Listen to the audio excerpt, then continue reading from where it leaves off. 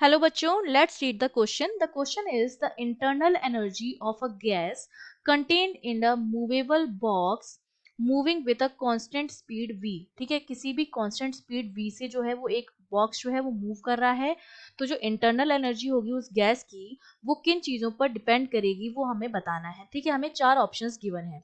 तो सबसे पहले अगर मैं इसकी की कॉन्सेप्ट की बात करूंगी तो की कॉन्सेप्ट में सबसे पहले तो मुझे पता होना चाहिए कि इंटरनल एनर्जी होती क्या है।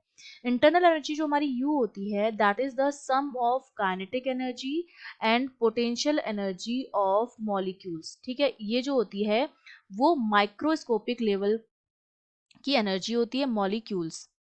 ठीक है, अब अगर ये तो रियल गैस के केस में, आइडियल गैस में पोटेंशियल एनर्जी जीरो होती है क्योंकि किसी भी तरह का कोई इंटरमोलिकुलर इंटरेक्शन नहीं होता उनके बीच में, तब मेरी इंटरनल एनर्जी जो होती है वो प्योरली काइनेटिक एनर्जी के बराबर होती है in the case of ideal gas. लेकिन यहाँ पर हम आइडियल गैस की बात नहीं कर रहे हैं, तो इंटरनल एनर्जी जो होगी वो sum of kinetic energy plus potential energy होगी, और ये हमारी जो होती है मॉलिक्यूलर एनर्जीज होती हैं। ठीक है, माइक्रोस्कोपिक लेवल की एनर्जीज होती हैं, ये हमारी माइक्रोस्कोपिक लेवल की होती है, मतलब मॉलिक्यूलर एनर्जीज होती हैं। अब हम जानते हैं कि अगर मेरी ये हमारे पास क्या दे रखा है, कांस्टेंट स्पीड दे रखा है, v जो है उसमें किसी तरह का चेंज नहीं आ रहा है, नो चेंज, यूनिफॉर्म है, ये मेरे पास क्या है, यूनिफॉर्म है। अगर ये यूनिफॉर्म नहीं होता, सपोज अगर मैं v को इंक्रीज करूं, तो v के इंक्रीज होने पर क्या होगा, जो मॉलिक्यूल्स होंगे उनका मोशन भी स्टार्ट हो जाएगा, मॉलिक्यूल्स का मोशन होगा तो इनके बीच में क्या होगा, कोलिजन होगा, ज्यादा कोलिजन होगा।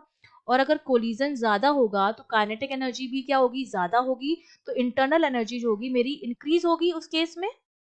ठीक है, क्योंकि इंटरनल एनर्जी बेसिकली क्या होती है, डिसऑर्डर्ड एनर्जी होती है, बेसिकली डिसऑर्डर्ड एनर्जी जो एसोसिएटेड होती है रैंडम मोशन के साथ। ठीक है, रैंडम मोशन ऑफ मॉलिक्यूल्स के साथ अटैच होती है।